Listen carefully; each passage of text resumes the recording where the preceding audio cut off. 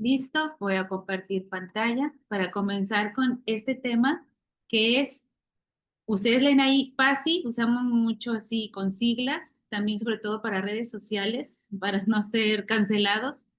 PASI es prevención del abuso sexual infantil. Entonces, cuando ustedes en redes se encuentren así, es abuso sexual infantil.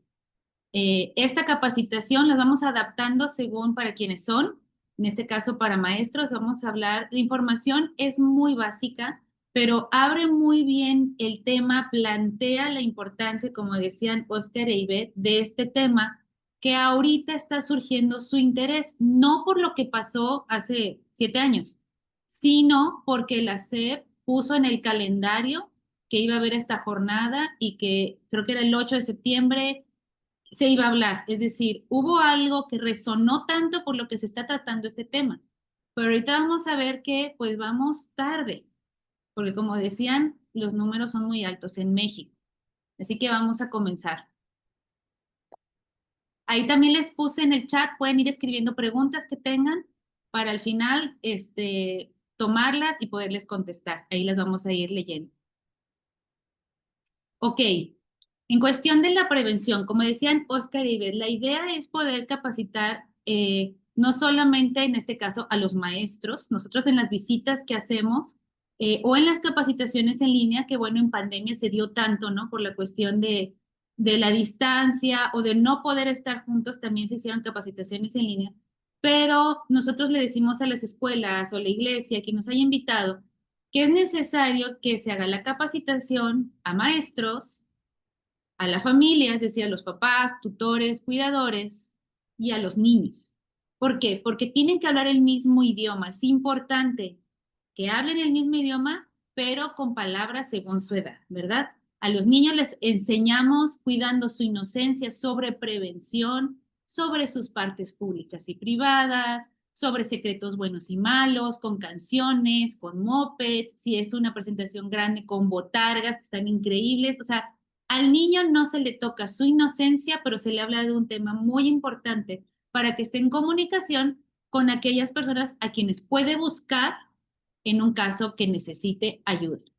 Y ahora, maestros, les toca a ustedes, pero es necesario que esto siga adelante para que ustedes promuevan que se tiene que capacitar a los alumnos también y que se tiene que capacitar a los papás.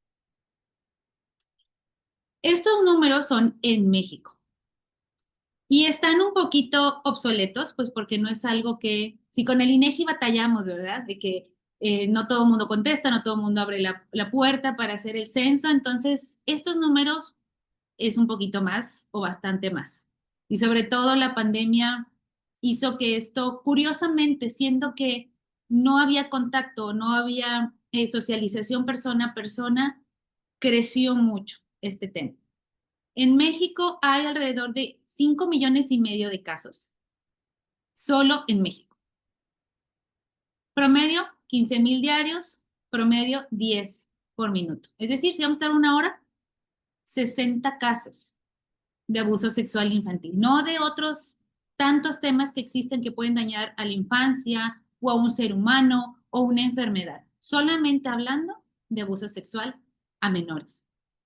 Se estima que una de cada 4 es niña y de víctimas, 1 de cada 5 es varón. Así que prácticamente sucede en ambos géneros. Y cuando en México se da un caso, en este vamos a ver esta, que para todos nos va a hacer mucho sentido, porque tal vez alguna vez nos han robado algo en nuestra casa, hemos querido levantar una denuncia y sabemos cómo es el proceso. De cada 1,000 casos, hay 100 denuncias. Ese es un poquito profundo este tema, pero por muchas razones no se llega a la denuncia. Si vieron en la portada el secreto mejor guardado, no lo leí, perdón, pero es el secreto mejor guardado por muchas razones, culturalmente, la vergüenza, el qué dirán, cuidar la reputación del abuelo, etcétera, la reputación de la escuela, lo que sea. Entonces, de 1,000 casos, solo 100 llegan a denuncias. Y luego, si nos hemos topado nosotros con algo personal, que hemos querido hacer una denuncia, sabemos que es bastante complicado que avance. Solo 10 llegan a juicio. Uno de los casos es el que comentó Ivette. y solo uno llega a condena. Ahora, ¿solo uno habrá sido verdadero de 1000? No, ¿verdad? Muchísimos más, por lo menos 999 que puedan llegar con este tema eran verdaderos, pero solamente uno se condenó.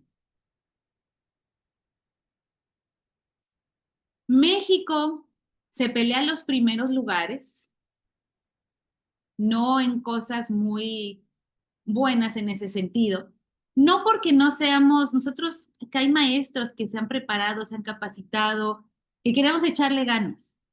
Pero como decía Ivette, el enemigo es muy grande. Y si tenemos estas cifras tan altas que decimos, no, eso es en otros países, no sé, Tailandia, allá lejos, México se pelea los primeros lugares en casos de abuso sexual infantil, en casos de consumo de pornografía infantil y en producción de pornografía infantil, algo que creció muchísimo durante la pandemia. Algo que existe también en México y que, pues siendo vecinos de Estados Unidos, pues somos un centro turístico. Resulta que México es un centro turístico sexual infantil. O sea, existe este término para describir algo que no debería existir, pero que se da en México y se da mucho. Lugares que pasan en general, bueno, Cancún es un punto muy fuerte, Acapulco llegó a ser un punto muy fuerte, playas de Jalisco, México sobresale en estas cosas. Es decir, vamos tarde y nos urge y estamos aprovechando este pretexto de la SEP para dar esta capacitación, pero tenemos que apurarnos y ponernos en acción. Hay casos locales, hay casos que nos hacen ver el porqué de estas estadísticas y unos datos que les voy a hablar más adelante, que comprueban, ¿no? Estas sospechas de quiénes son los agresores, de cuál es el modus operandi, ¿no? Dónde son los lugares de riesgo. Y eso lo vamos a ver ahorita para también nosotros estar preparados. Bueno, ¿y qué es el abuso sexual infantil? Podrá parecer algo muy obvio o muy lógico, pero estamos en la era no tanto del conocimiento, sino también de la desinformación y donde las definiciones van variando según quien decida que puede definirlas. Así que hay que tener mucho cuidado con eso, porque este tema es algo que así como Ivette presentó este caso que parece de serie de La Ley y el Orden, que parece de una película de terror, bueno, pasó aquí y no es el único caso, fue un caso conocido y fue un caso donde una organización dio seguimiento, si no esto se hubiera diluido y no existiría la jornada y no existiría este interés por parte de la SEP. Pero esta definición es importante nosotros tenerla, conocerla para defenderla, porque si no estamos haciendo que los niños que de por sí son vulnerables sean todavía más vulnerables, porque hay muchos intereses en esto. Pueden ser los casos muy familiares, muy internos, pero en casos que hemos conocido ya en noticias, el caso de Lidia Cacho, cuestiones de Acapulco, etcétera, sabemos que se mueven muchos poderes, que sabemos que se mueven mucho dinero, es algo que se está permeando como pues tanto una fuerza económica como algo que también por otro lado se está tratando de aceptar como una ideología. Si han escuchado a los MAPS, que son los Minor Attracted Persons, que son personas atraídas por menores. Entonces están buscando su eco en la sociedad, en las leyes, y ha pasado. Pueden investigar de un caso en Alemania donde el mismo gobierno financió que niños de orfanatos fueran acogidos por, eh, no solo pedófilos, pederastas, ¿no? O sea, que ya lo ejecutaban. Entonces, se puede salir de las manos esto muy fácil. Entonces, maestros, es importante que se capaciten y se sigan capacitando. Como decía Ivette, de pronto se acercan más con ustedes, o si el abuso está sucediendo en casa, ustedes están ahí para apoyarnos. ¿Qué es el ASI? Le pueden tomar una foto si gustan. Por el tiempo, pues no se puede escribir. Ahora, esta definición, si ustedes ven, ahí hay unas palabritas en otro color, sombreadas. Esta definición es de la Ley General de los Derechos de Niñas, Niños y Adolescentes de México. Así que vamos a como que despulgar un poquito esta definición. Dice, es todo contacto y o actividad sexual entre un niño, una niña o adolescente y una persona que ejerce una posición de poder sobre él o ella sin su consentimiento. Y ahí lo marcamos. O valiéndose de amenazas, violencia física, psicológica o obteniendo su consentimiento por medio de engaño para estimularse sexualmente o estimular a otras personas. Y después añade, el niño, niña y adolescente no comprende la gravedad del hecho por su inmadurez psicosexual y o no está en condición de aceptar o negar libremente. Lo que le vemos el pero a esta definición, y la pusimos porque es oficial, es porque hace mucho énfasis en que el niño puede o no aceptar este hecho. Eso no se debería de poner ni siquiera el tema. Al niño y a la niña y al adolescente se le tiene que proteger de cualquier interacción, que no nada más es un contacto físico, cualquier interacción que no corresponde a su etapa de desarrollo. Y ustedes, maestros, bueno, lo ven, las etapas del desarrollo según, no sé, Piaget, a lo mejor Erickson o alguien, donde se analiza qué corresponde de la mentalidad, del desarrollo hasta cerebral, de su desarrollo físico, de su desarrollo psicológico, emocional, donde el niño, por alguna razón, un niño pequeño, perdón si no lo sabían, pero que Santa Claus piensan que existe, ¿no? Hay algo en su constitución mental, psicológica, emocional, en cómo va su cerebro, sus redes neuronales, en las que dices verdad y lo creo y la ilusión. Pero a veces nadie les dice y van creciendo y todo esto va cambiando. Esas son las etapas psicosexuales, lo que corresponde y no corresponde. Entonces, el error acá es darle énfasis en que el niño puede consentir o no. ¿Por qué? Porque un niño de hecho puede decir que sí, ya sea por una amenaza, por un regalo o porque es una persona cercana. Pero esto no se tiene que poner sobre la mesa. No importa si el niño piensa que está diciendo que sí, no sabe a qué le está diciendo que sí. O sea, hay que tener mucho cuidado porque esto ya se está infiltrando para permitir que la edad en la que se puede tener relaciones sexuales, pues cada vez se vaya a más pequeños. Y esto es terrible porque rompe a la persona. Tenemos casos, y si acá también hay alguien, a lo mejor alguien que consulte en psicología, adultos con situaciones problemáticas, ataques de pánico, lo que sea, síntomas físicos, y resulta que fue que en su infancia padecieron un abuso sexual. Es algo que sucede en el evento, en el momento, pero que marca para el resto de la vida. Ahora, ¿cuáles son estos contactos e interacciones sexuales? Bueno, el que es más obvio para nosotros, entre un menor de edad y un adulto, ¿no? Creo que es el más conocido, pero también entre menores de edad. Si existe una diferencia de 5 años entre ellos, pueden encontrar en otras definiciones 3 años, o en este caso B, si el niño o adolescente agresor, aunque tenga la misma edad, lo que dice en la definición, tiene una posición de poder. ¿Qué podría ser la posición de poder? El tamaño, la fuerza, su lugar en la familia. A veces hay familias que usan tanto la jerarquía que el primo que nació 5 meses antes tiene autoridad sobre el primo que nació 5 meses después y te aguantas y te callas y haces lo que él diga, ¿no? O porque tiene 6 meses más, ahora cuidas a todos y ahí los arrinconan y pues, cosas suceden. Puede ser porque a lo mejor haya algún tipo de discapacidad intelectual o física en que la persona, el menor, no se puede defender, no puede hablar, no lo puede describir, etcétera. Es una situación en la que hay un poder físico, psicológico, jerárquico, etcétera. Y bueno, ¿cuáles son los tipos de abuso sexual infantil?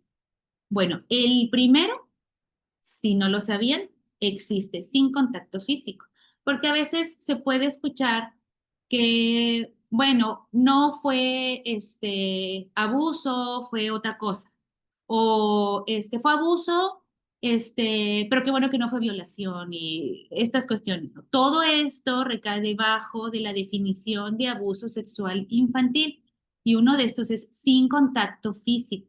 ¿Y por qué se cataloga así? Porque genera el mismo daño, obviamente dependiendo si tú vas a no sé, tienes una manzana y un cuchillo, puedes encajarlo un poquito, puedes encajarlo más, puedes cortar un pedazo, es decir, es el mismo tipo de daño, pero obviamente va a haber factores que no solamente es el abuso, sino la respuesta del entorno de la víctima, cómo va a ser ese daño. Pero todo esto entra dentro del mismo daño psíquico al menor. Uno es mostrarle los genitales al niño, pedir al niño que muestre sus genitales, exponer al niño a ver pornografía. Y esto pasa mucho entre primitos, justamente. También cuando hay hermanos varones mayores, pero mucho entre primos, en que se juntan, a veces en visitas a vecinos, pero sucede más como que es característico esto.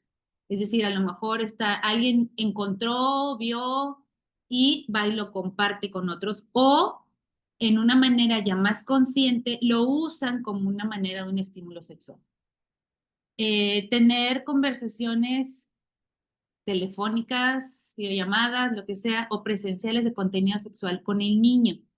En cuestión de la interpretación del evento, aquí entra también si los niños llegan a ver a papá y mamá que se llevan bien, que se aman, que no hay peleas, no hay violencia, pero llegan a ver también, obviamente depende de la edad del menor, pero si ven a papá y a mamá teniendo relaciones sexuales, como ellos no tienen la manera de explicar lo que está pasando, no tienen elementos, no tienen palabras, no tienen contexto, genera un daño similar. Les digo, va a depender mucho de los contextos, pero si se da ese caso, pues también se tiene que hacer en esta situación una reinterpretación a través de un profesional para que no quede ese trauma en el menor.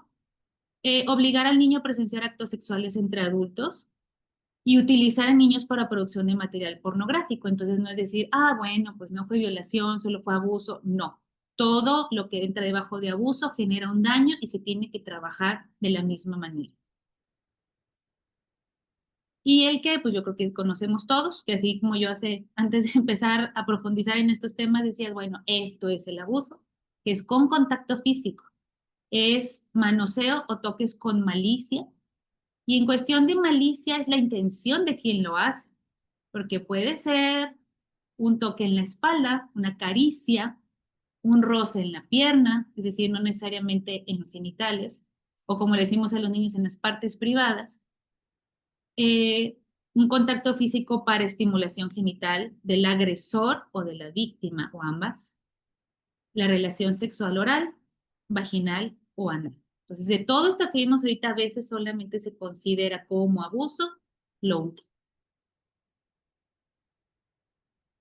Ahora, de lo que se ha encontrado, tanto tal vez en estadísticas, pero también hay especialistas, psicólogos, psiquiatras que van a cárceles y pues hasta entrevistan, ¿no? A agresores que están ahí. Entonces es también la manera de saber pues cómo se da esto, ¿verdad? Porque si vimos al principio, pues no muchos llegan a denuncia, no llegan a juicio, entonces ¿cómo sabemos tanto?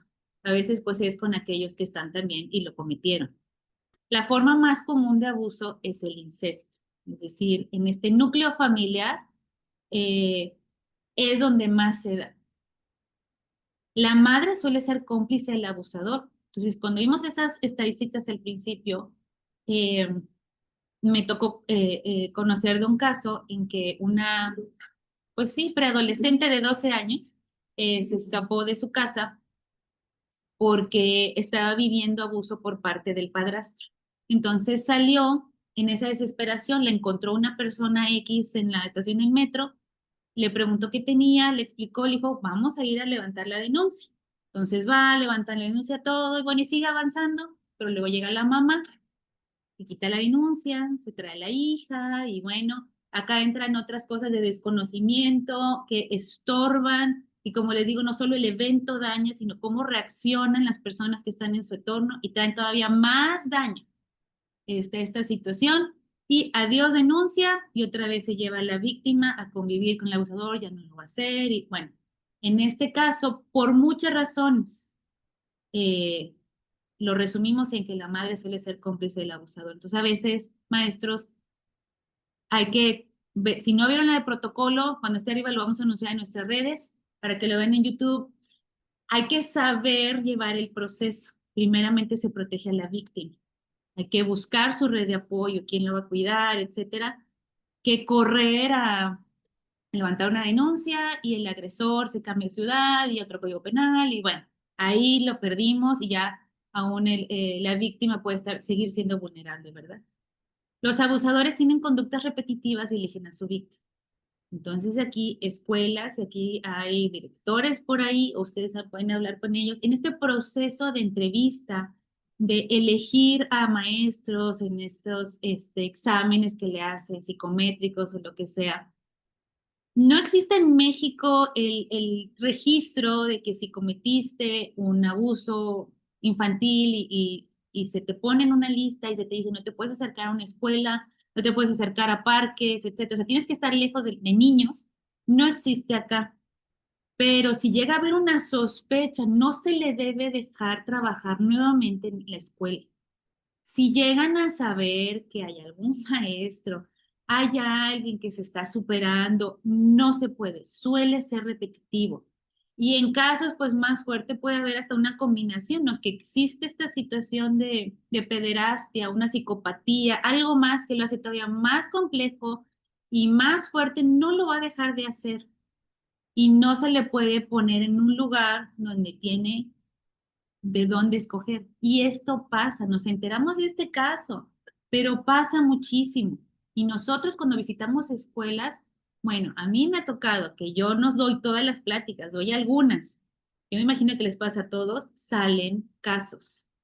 Se acercan desde maestros, el papá, el abuelito, alumnos de que a mí me pasó, ahora que lo estoy viendo, ahora me estoy dando cuenta que pasó. Esto pasa muchísimo.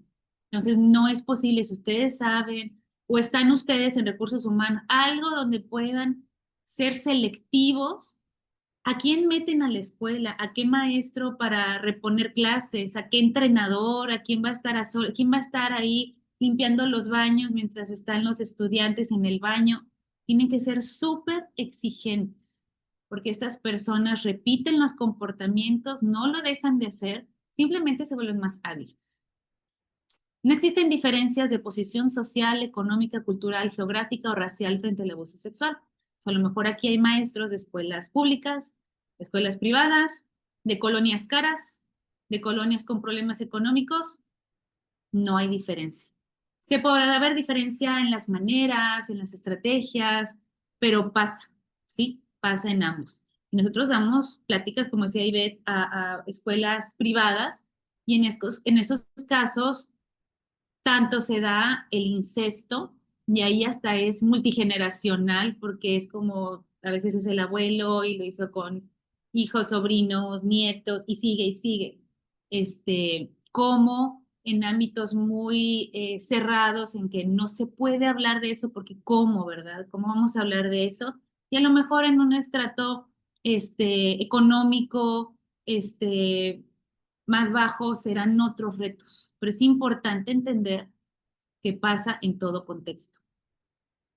De cada 100 agresores sexuales, 95 son hombres. Es importante, entonces ahí vamos también teniendo cuidado. También hay casos de mujeres o casos de mujeres que facilitan menores a hombres, ¿sí? Eso también pasa mucho.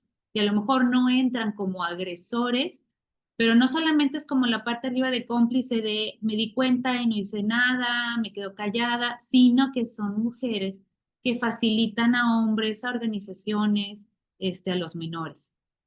Y generalmente no deja huellas visibles. ¿Por qué? Porque no quieren ser atrapados. Simplemente por eso encontraron dónde hacer esto y van a querer seguirlo haciendo.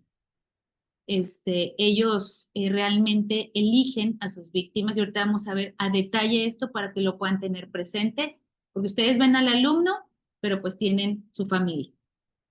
Bueno, quienes lo hacen vimos más o menos ahí en ese porcentaje.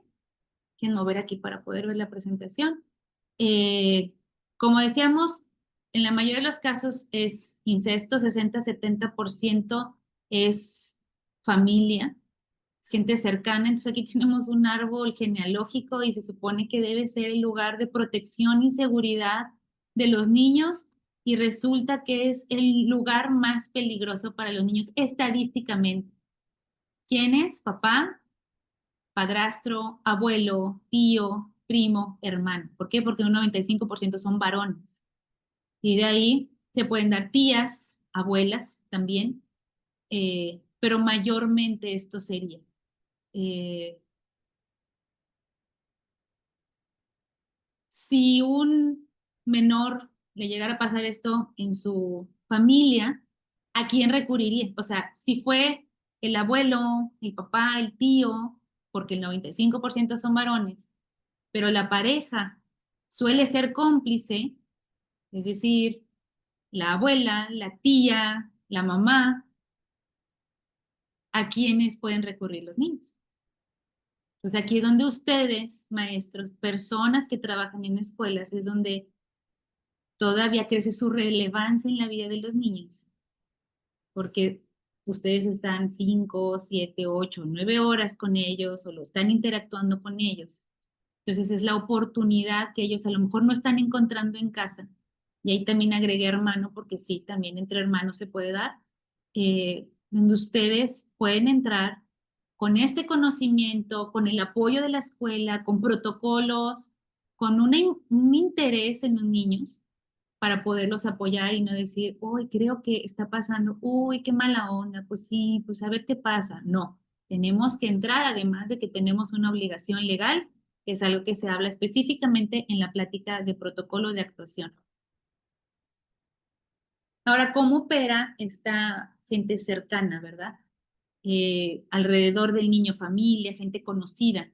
Bueno, se aprovechan de la cercanía, es decir, alguna vez escuché una estadística de que donde más accidentes te pueden pasar es cerca de tu casa cuando vas manejando. ¿Por qué? Pues porque dices, ah, ya voy llegando, ya sé dónde está el hoyo, dónde está el tope, ya sé que el vecino deja su... Entonces bajas tus defensas, bajas tu guardia. Y eso pasa con conocidos. Hay, por ejemplo, pasa mucho cuando se juntan las familias con primos, tíos, y se van los menores con primos más grandecitos o el tío joven, y pues ahí pasa, ¿por qué? Porque no estás al pendiente de qué estará pasando, qué estarán haciendo, le está cuidando un extraño. No, es gente conocida que pensamos que no va a ser algo malo y por acá nos pasa que pueda pasar algo malo. Utilizan el secreto familiar o amenazas para evitar que la víctima hable. O sea, puede ser de, si esto sale a la luz, se va a enterar tu abuelito y tu abuelito, tú sabes que está enfermo del corazón y le va a pasar algo. A lo mejor alguien se dio cuenta, pero el que dirán.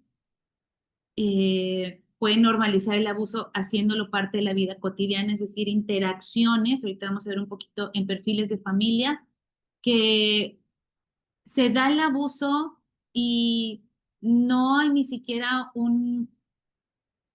evidencias o sospechas porque es parte del diario vivir, de que ay, pues la familia se baña junta y el tío baña a la sobrina y cosas así, que hay familias que lo toman como algo natural, ¿verdad?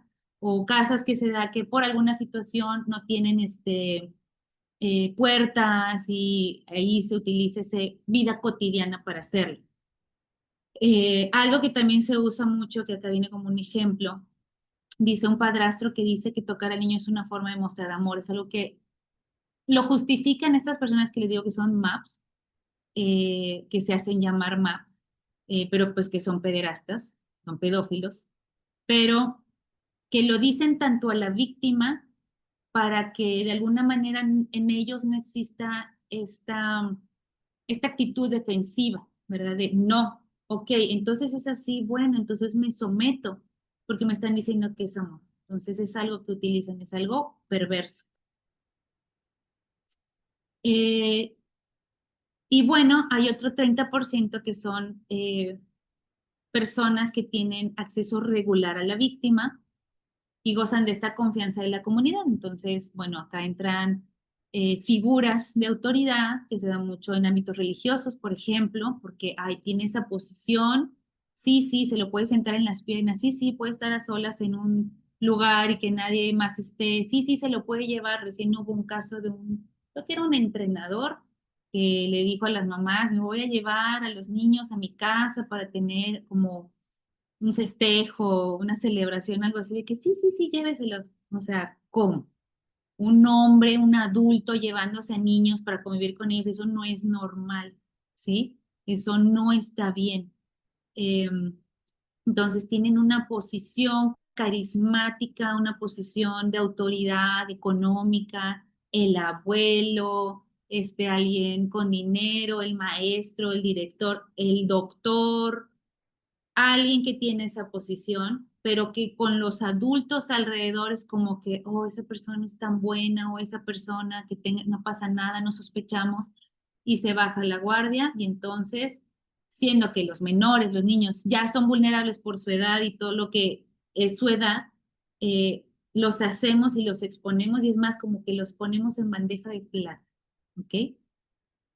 Estas personas generan una relación de confianza con la familia antes de abusar del menor. No me acuerdo si era psicólogo o psiquiatra, pero que da pláticas sobre esto, que entrevista a agresores que están condenados, o sea, va a la cárcel y los entrevista. Él decía, es que es ley que ellos eligen a sus víctimas, ellos analizan el contexto. No van a buscar a alguien con quien no se va a poder y no van a buscar a alguien con quienes van a ser expuestos. Ellos van a ver niños que su entorno sea vulnerable. Entonces, eh, acá cuando damos otras pláticas y hablamos lo que es el grooming, que es este acercamiento, que es, en español sería acicalar, ¿no? Es como que en adolescentes les damos la plática de ten cuidado porque si tú no tienes afecto en tu casa, va alguien que te va a encontrar por internet, una red social, vas a subir una foto y vas a decir, en mi casa no me entienden, y este agresor va a saber que ese es un punto vulnerable y entonces va a tratar de alcanzarte a través de palabras dulces, etcétera. ¿Y qué pasa cuando te dice que es con la familia? En presencial puede ser que van con la mamá, si es una mamá soltera o aún casada, y van buscando cómo meterse. Yo llevo a tu hijo a la escuela, no pasa nada, no lo puedes recoger, yo me lo llevo por un helado, etcétera. Entonces hay que tener mucha atención con esos comportamientos. Se presentan como figuras protectoras y carismáticas, pueden ofrecer regalos o favores para ganarse la confianza del niño. Son adultos que tienden a ser un poquito infantilizados, como que se conectan mejor con niños que con adultos. Es decir, ustedes como maestros tienen esa capacidad, esa habilidad de conectar con los niños, pero estas personas se conectan a un nivel obviamente perverso, pero podemos notar esa diferencia de cómo se lleva con los adultos y cómo se lleva con los niños, como que les interesa más ser amigos de los niños que de los adultos. Tiende a haber este perfil. Y ahora que todo esto está cambiando y lamentablemente no está cambiando para bien, estudios recientes señalan que entre el 20 y 40% de los abusos sexuales ahora son cometidos por niños mayores, adolescentes y personas con menos de 21 años. Y cuando se profundiza en eso, se encuentra que es por el consumo de pornografía.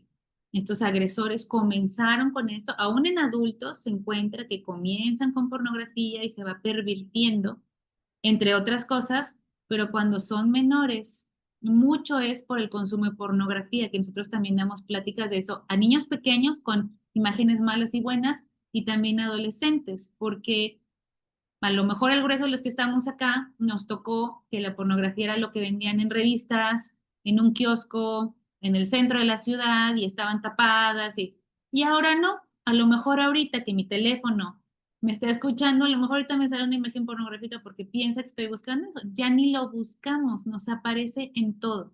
Entonces, esto es muy preocupante y se les tiene que capacitar a niños y adolescentes para saber qué hacer. Ahora, más específicamente, estas familias vulnerables.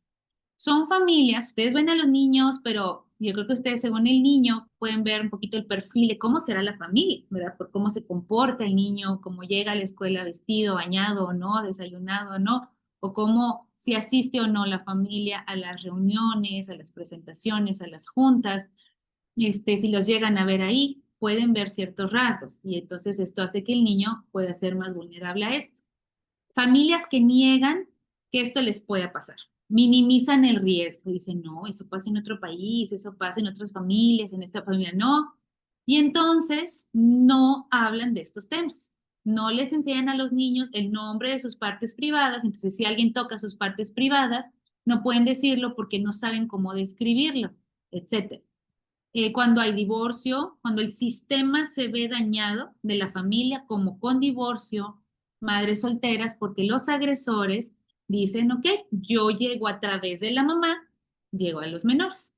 En este caso, padrastro, si ya pues se casan, o algún tipo de disfuncionalidad, es decir, que hay una inexistencia de comunicación, no hay manera de que el niño pueda pedir ayuda. O que por esta disfuncionalidad, pues quieren a ver quién lleva al niño a la escuela y a ver quién con quién come, y pues que se queda a dormir en casa y no sé quién, o sea, no hay una protección. Cuando no hay buena comunicación con los hijos, este es un tema muy, muy profundo que también nosotros damos. Cuando el sexo es tabú o hay libertinaje, o sea, no se puede hablar, o cuando cumpla 15 hablamos de la plática y todo el demás se tapa, no se habla de todo lo demás que es sexual, que no es la relación sexual, ¿verdad? Puede ser el cuerpo, puede ser la menarquia, etcétera, y no se habla. O hay libertinaje o de que, ay, hay casos de gente que no habla de su situación que vivió de abuso, de familias que van a playas nudistas o que todos van todos apelmazados en un lugar y ahí aprovechan los agresores. Familias amenazantes autoritarios, pues da miedo hablar. Entonces los niños no van a hablar y los agresores lo saben. Eh, Cuando son permisivos, permiten que se vayan a dormir a casa de alguien, permiten comportamientos, permiten situaciones que no deberían pasar en niños pequeños o adolescentes aún. Pasivos, no, no reaccionan ante amenazas que pueden estar conscientes o no, no tienen esta acción los papás y pues realmente no responden con protección hacia sus hijos. Consumo de sustancias, pues porque los papás están en otra cosa, en lugar de estar presentes en su cuidado de los niños. Visitas a diferentes casas por diferentes situaciones, que porque ahora están con el abuelo y mañana con el tío y luego con el vecino y sí, mi hija, fiesta, fiesta, fiesta, fiesta. Ese comportamiento de inestabilidad los hace vulnerables. Necesidades económicas, porque tal vez a través de eso llega el agresor. Madres ingenuas o coquetas, ¿por qué? Porque les digo que el agresor ve por dónde entrar. Entonces, si lo que debería ser un muro de protección, que es la mamá, es más bien una puerta abierta, pues van a decir, pues por ahí puedo llegar. Y los niños vulnerables, bueno, son ignorantes de lo que puede ser un abuso, es decir, sí, juego con mi tío las cosquillitas, ay, qué padre, pero no sabemos qué son esas cosquillitas. Y si el niño supiera que es un abuso, se daría cuenta que no son cosquillitas, sino que está siendo víctima de un abuso y pediría ayuda. No es su culpa que pase y no es su culpa que él hable, pero estamos hablando de algo que es tan fuerte y tan presente en todos lados que ahora a los niños se les tiene que capacitar para que pidan ayuda, pero eso no debería estar pasando. Nosotros los adultos somos los que deberíamos estarlos protegiendo. Son niños que no tienen educación sexual, que no saben cómo es su... Bueno, acá tenía creo que era acá, tenía una foto de una florecita. Bueno, hubo un caso en el que se estaba dando un abuso y la niña decía, es que tal persona está tocando mi flor y está tocando mi flor, pues X, a lo mejor vas manejando, vas haciendo algo, esa frase no es relevante, pero como en casa la flor eran sus genitales, la niña estaba queriendo decir que estaba siendo abusada, pero como no se da una educación sexual según la edad, es vulnerable. La necesidad de atención y afecto, ¿por qué? Pues porque van a aceptar el afecto y la atención de otras personas. Papá no me lo da, pero mi tío sí, pues ahí voy. El afecto no me lo dan en casa, me lo da un extraño. Es una necesidad que tienen y punto. No están buscando lo que se les está ofreciendo.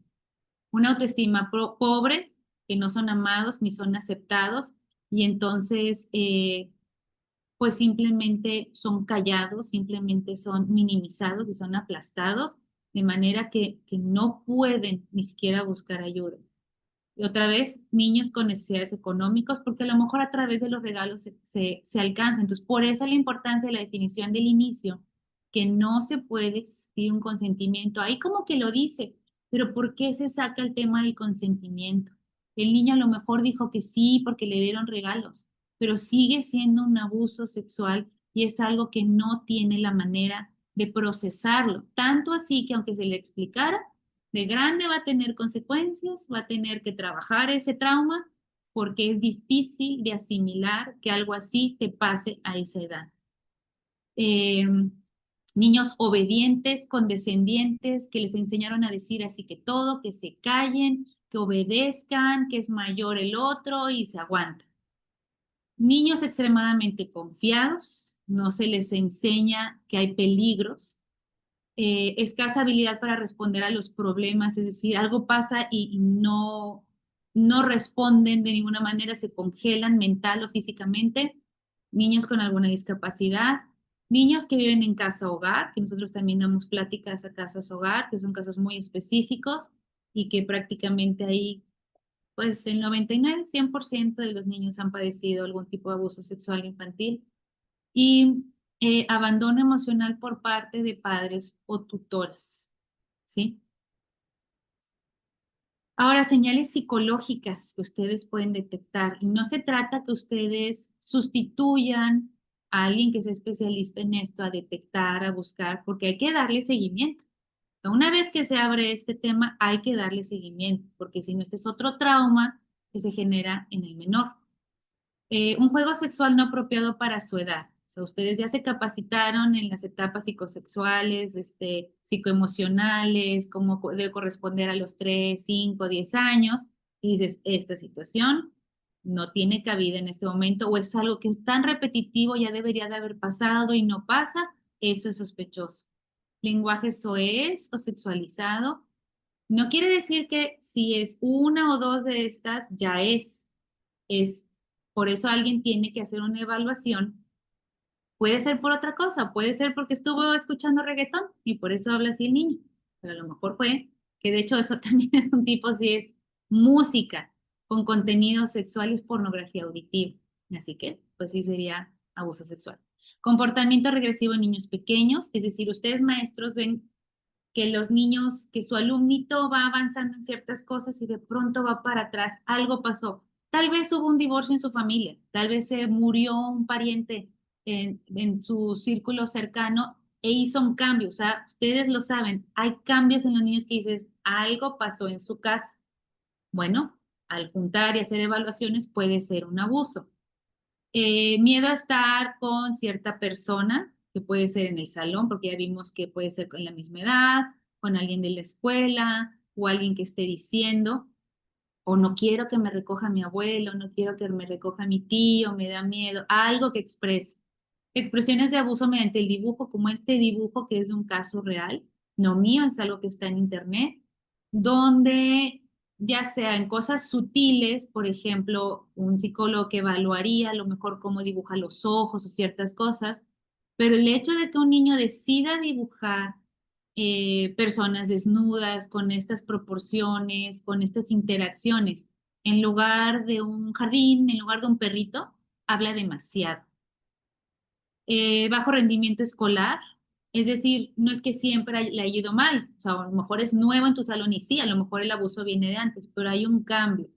Conducta delictiva, es decir, pues destruyen cosas, ofenden, dañan, rebeldes, se lastima solo, autolesiones, ¿no? A su cuerpo, muestra agresividad o aislamiento, trastornos del sueño. A lo mejor dices, ¿cómo voy a saber? Bueno, pues llega ojerosito, se duerme en la clase, problemas de alimentación, digo, a lo mejor no le han de comer en su casa y bueno, ese es otro tipo de abuso, o puede ser una reacción de su cuerpo, ¿verdad? Porque lo que genera esto también es asco, náusea. Conducta abusiva o bullying, que ellos se vuelven agresores en un mecanismo de defenderse. ¿Por qué? Pues porque en el momento del abuso no se pudieron defender. Se vuelven huidizos, rechazan el afecto físico, es algo que ya les disgusta. O sea, un abrazo, toquecito que antes era aceptado y ya no lo es. El trastorno posicionista desafiante, que es esta rebeldía y que a todo dicen que no y es algo muy notorio. En caso de niñas buscan el afecto de adultos o de niños mayores, no es como una hipersexualización. Señales físicas, dificultad para caminar o sentarse. O sea, vimos que el agresor suele no dejar, entonces si hay señales físicas, quiere decir que es un abuso tremendamente agresivo. Dolor, hinchazón o picazón en la zona genital, contusiones, laceraciones o sangrado en los genitales externos, la vagina o el área anal, que tal vez se pueda notar en una ida al baño, digo porque es algo que se tiene que ver. Control de esfínteres, es decir, ya no se hacía pipí encima, a lo mejor en kinder, aquí hay maestros de kinder y ahora sí, ecopresis de pronto, pues si fue un abuso en el área anal, pues ya no puede contener. Entonces algo ya muy avanzado o fue un evento muy fuerte. Moretones, mordidas. Aquí les puse una foto de un caso real que lo pueden encontrar en redes sociales cuando ella lo comparte y ella dice, ahí está escrito, dice, puedes ver lo rojo alrededor de mi boca. Dice, eso es una señal de abuso sexual infantil, que es el beso forzado, o sea, la besaban forzadamente y tenía rojo así y así, o sea, no es pintura, está dañada su piel y nadie decía nada, nadie sospechaba y más adelante, no me acuerdo si es este caso u otro, donde pues empezó a tener sangrado, y en este caso que hablamos de que la mamá suele ser cómplice por diferentes razones, y le dijo a su hija que era su menarche, su primer menstruación, en lugar de ser una reacción física a un daño. Y obviamente, si ya hubo su primera menstruación, pues embarazo. Ahora, espacios seguros. Estamos terminando.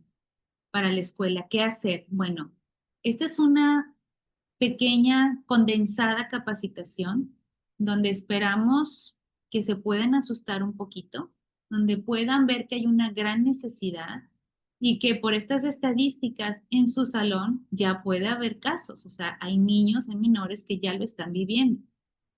Les digo, nosotros que visitamos y no es que vamos todos los días a escuelas, cuando vamos salen casos. Entonces, pongan atención.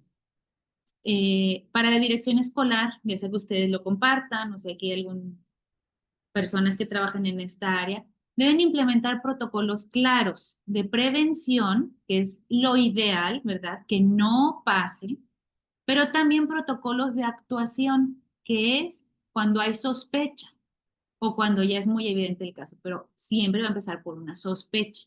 Entonces pueden, cuando demos a conocer que ya subamos a YouTube y ahorita al final pasamos nuestras redes sociales, pueden ver, está muy bien como lo presenta la licenciada Sandra, tan específico, y ella se va actualizando porque van cambiando los términos, las leyes, para que ustedes puedan tener y no decir, ¿qué hacemos? Yo creo que ustedes tienen protocolos si llega a haber un incendio, una inundación o el 19 que nos asustó una alerta sísmica, que en Monterrey no sabemos qué hacer porque aquí no tiembla, ¿verdad? Yo estaba en un lugar donde dijeron las personas, es que si tiembla no hay que salir. Y yo, ¿qué? Que te caiga el techo. Yo vengo de Puebla. Y lo primero que hacemos es salir de donde estamos porque empiezas a sentir cómo se mueve el piso antes de que sea a veces detectado el temblor. Claro, sal, aprende lo que tienes que hacer para que en cuanto suceda, lo hagas lo mejor posible. Y aquí algo tan importante es proteger a la víctima. No nada más denunciar y que sea conocido, es primeramente proteger a la víctima. Y todo esto se enseña en esta capacitación del protocolo. Y tener campañas constantes de capacitación y prevención. Ahorita están empezando, necesitan profundizar más que sus escuelas, sigan, ahorita no sabemos si ya se diluye esto que pasó con la SEP, no sabemos qué va a pasar, esperemos que siga por lo menos anual, pero sigan capacitándose, sigan actualizándose. Nosotros en las capacitaciones adolescentes de prevención, en lo que es, antes era redes sociales, pero ahorita está tan limitado ese nombre, tenemos que hablar de prevención en tantas cosas que pueden suceder, en contactos, en tecnología que va avanzando, tenemos que seguir alcanzando lo que va avanzando en estos contextos donde se puede dar algún caso de abuso. Pueden ser, como en algún momento en las escuelas estaban los pósters de bullying. Bueno, puede haber pósters de cuidado con tus partes públicas, privadas, hay secretos. Bueno, hay tantas ideas de prevención. También la cuestión de cómo contratan, ¿no? Ese proceso para contratar a alguien. Aunque sea el puesto menos que tenga que ver con educación, porque es el de mantenimiento, pero que está dentro de las instalaciones o alrededor de las instalaciones, como personas que entran a arreglar algo, un clima o algo, un mini split, qué protocolo hay para que tengan acceso a la escuela, hasta maestros, directivos, etc. El personal educativo, capacitado para reconocer estas señales de alerta. Si es que tienen algún psicólogo en la escuela o tienen acceso, esto ayuda mucho para poder estar consultando. Y si a lo mejor no lo tienen de planta, que la escuela provea a alguien que se pueda contactar. Esto va a ayudar muchísimo. Respetar los límites de los niños y saber cómo actuar ante una denuncia. No hay que apresurarse, asustarse. Yo les digo asustarse por el tema, pero en el momento que sucede, por eso nos preparamos para el momento, para hacer lo mejor posible para la víctima, hay que saber actuar, porque si no el niño que de pronto lo sacó a penitas esto, podemos hacer que se cierre o que se sienta peor o que pase una crisis. Hay que estar capacitados. Edificio y entorno, pues tiene que haber espacios vigilados. Me ha tocado visitar varias veces una escuela que nos invita mucho, que tiene los baños, las puertas son cortas, entonces se pueden ver los piecitos, y niños altos, pues se les ve a lo mejor la partecita de arriba, son puertas que no llegan hasta abajo, y tienen, o sea, esa parte está a la vista y luego está el lavabo. Entonces, no hay manera que de pronto encierren a alguien porque se va a notar quién está teniendo acceso a eso. Es decir, se les cuida su privacidad, pero literal se hizo por eso ese diseño. Que no haya áreas inseguras donde los agresores, aunque sea el compañerito del salón o alguien mayor, diga, en esa esquina nadie ve, en ese rincón, en ese salón, no deben existir lugares así en las escuelas. Eh, las puertas tienen que tener mirilla, o sea, bueno, tienen que tener ventanas de algún tipo, en las puertas si es que no hay ventanas, llegar sorpresivamente a los salones, hay muchas dinámicas que se pueden hacer de prevención. Y a los alumnos, bueno, educados en el respeto a su propio cuerpo y al de los demás, aprendiendo a decir no y a confiar en adultos responsables, que es la capacitación que nosotros les damos a los menores. Y bueno, este es condensado, una partecita de lo que es la prevención para ustedes, maestros. Y estas son nuestras redes sociales, si pueden tomarle una foto, si pueden, ahorita tienen ahí su teléfono y tienen acceso porque no están conectados en el Zoom. Nos sigan en Facebook, Defendiendo a los Inocentes, en Instagram. Nos pueden mandar un correo que decía Oscar, ahí recibimos las invitaciones, que es que ya haya previa autorización, ¿verdad? Porque de pronto nos contacta a lo mejor un papá o alguien, es que yo quiero, bueno, simplemente habla con el director para que haya una previa autorización y que realmente quieran invitarnos, porque luego a veces las escuelas no quieren hablar de este tema, lamentablemente, pero con fechas probables, esto en el caso de Monterrey y área metropolitana. Si quieren algo en línea, también nos pueden escribir, decir, alguien saludó de Toluca, bueno, nos pueden mandar un correo y decir, quiero capacitación en línea, esta es la escuela, posibles horarios, y empezamos a intercambiar información. Les mandamos una forma para que ustedes llenen con ciertos datos. Y también en YouTube, está un poquito más complicadito, @dai-defendiendo los inocentes 8770. Es el que estuvo disponible, pero está fácil aún si le ponen buscar Defendiendo a los Inocentes. Tenemos ahí también, tenemos canciones que han grabado niños, porque en DAI hay de todas las edades, y hay niños que se les graba para ciertas dinámicas y tenemos canciones que les pueden poner a sus niños ahí en la escuela, que se las aprendan y ya saben, son esponjitas en todo, en las canciones todavía más, ellos van a estar repitiendo todas estas cuestiones de prevención, las pueden encontrar en YouTube. Como decía Oscar, todo esto es voluntario y cuando nos hacen donativos, cuando nos invitan, que es gratuito, pero nos hacen un donativo, lo que hacemos es imprimir estos libros que nosotros regalamos a los niños. O sea, no solamente no hay un costo sino que además cuando se da la capacitación en niños, se les entrega este libro que está muy lindo impreso, con alta calidad, que trae varios cuentos, todo cuidando su inocencia para que ellos entiendan sobre la prevención, cuentos que no son cuentos. Y bueno, también si gustan tomar foto y compartir para poder expandir más. ¿Y qué tal si de pronto podemos visitar otros lugares fuera de Monterrey? De hecho, hemos capacitado gente en Monterrey que ha ido a otros lugares. Ha habido capacitaciones en Guatemala, en Camboya, en España. Entonces, esto puede seguir creciendo, llegando a otros lados. Y bueno, por mi parte, esta es la temática de prevención. Y bueno, voy a dejar de grabar y compartir la presentación para poder dar pie, si hay algunas preguntas, poderlas contestarlas y terminar esta presentación.